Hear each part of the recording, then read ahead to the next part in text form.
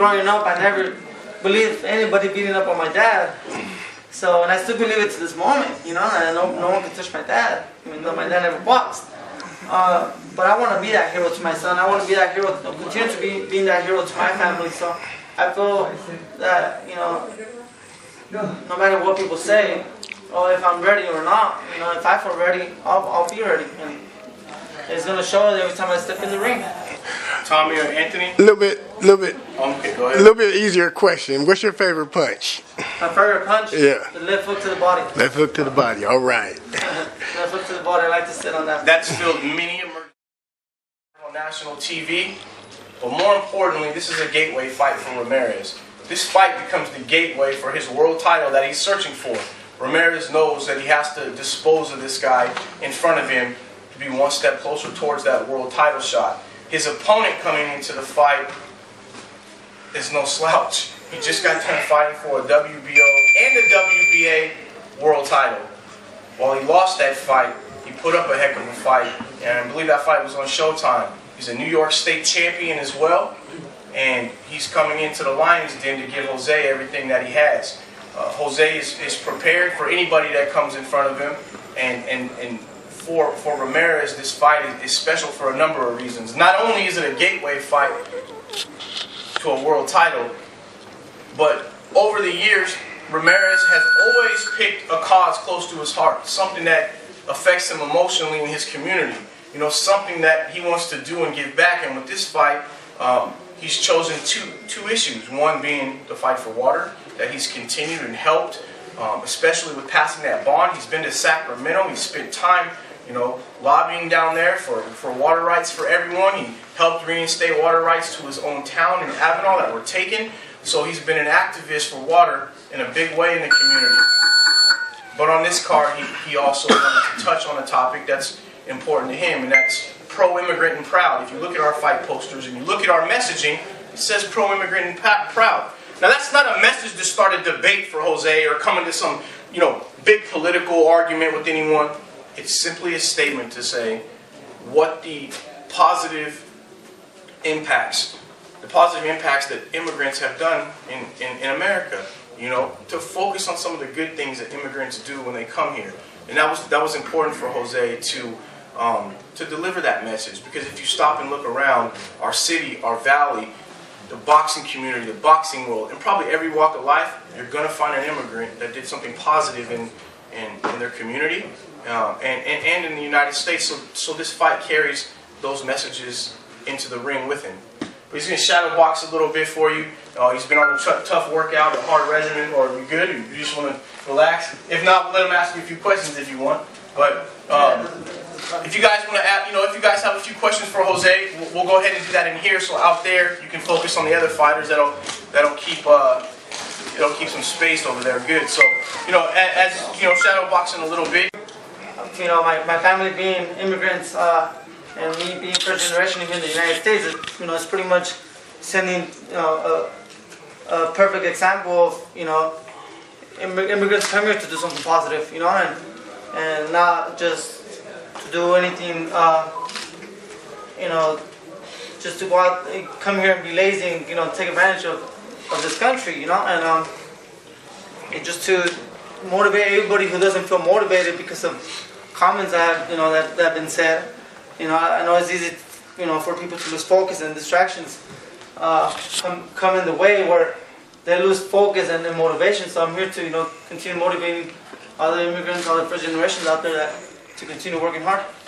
Real quick, just to elaborate on that for a second, Jose's entire family is an example of that. His father, you know, works for one of the largest farmers in the entire Central Valley as a supervisor and looks after about 2,000 people on his.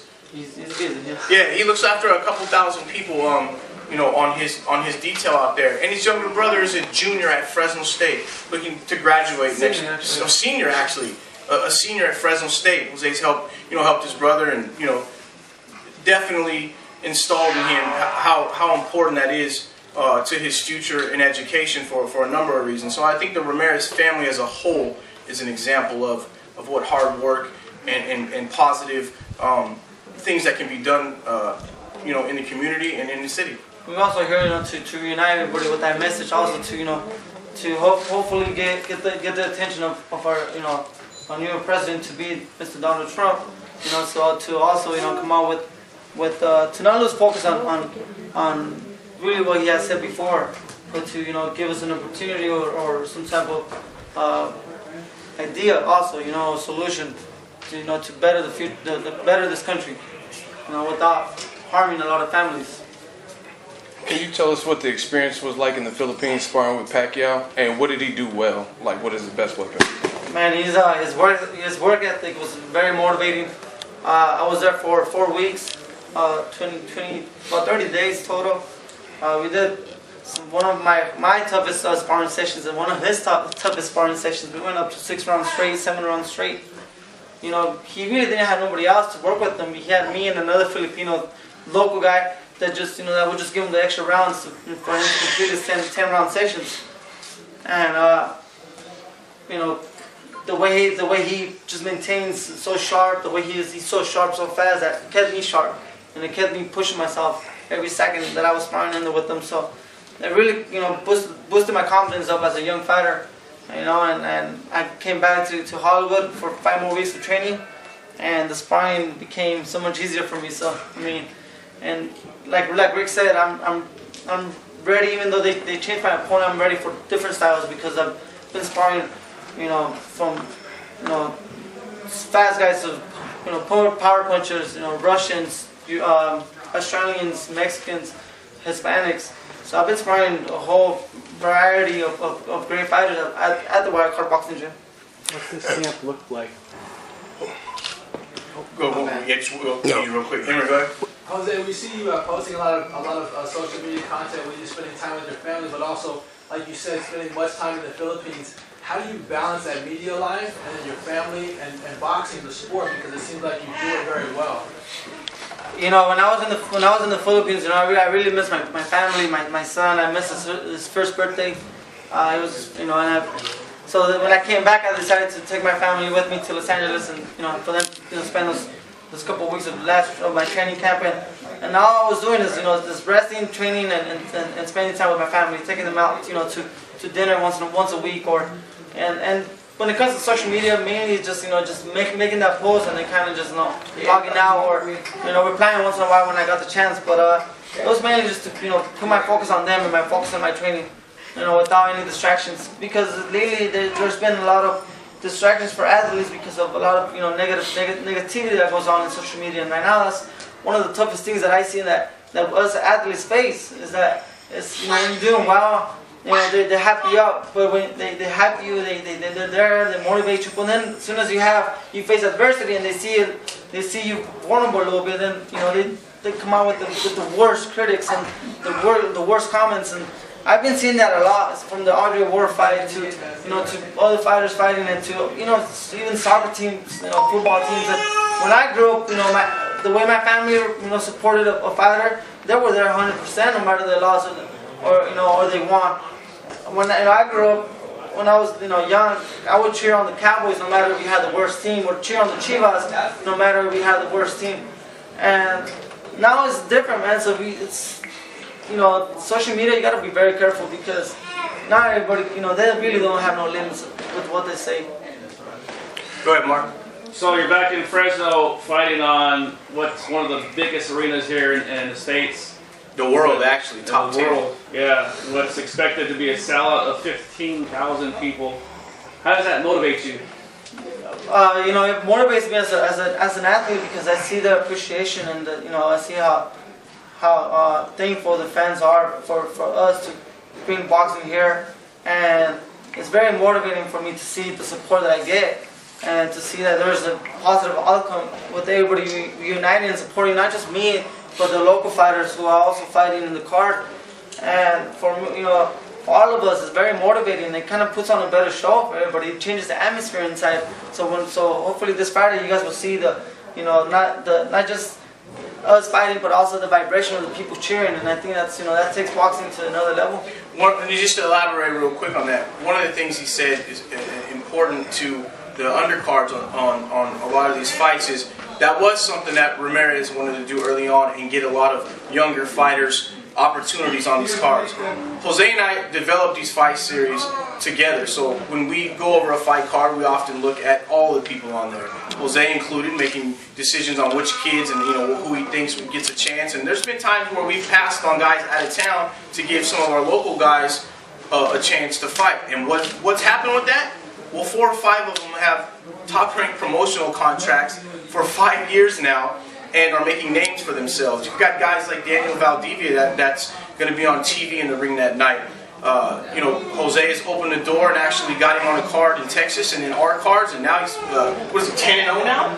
10-0 with an NABF title. So you're seeing actual.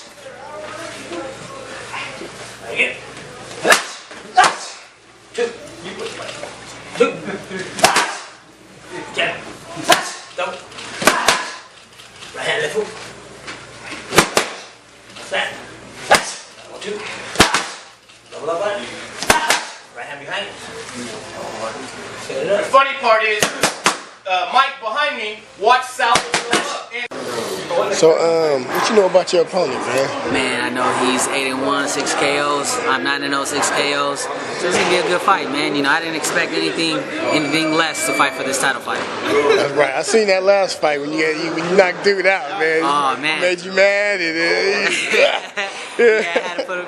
He was punching me with his hands down, so I'm very sneaky with that left hook. And I hit him, and I caught him, man. And he was out for about 5 minutes, but that's actually up for knockout of the year, man. So we'll see.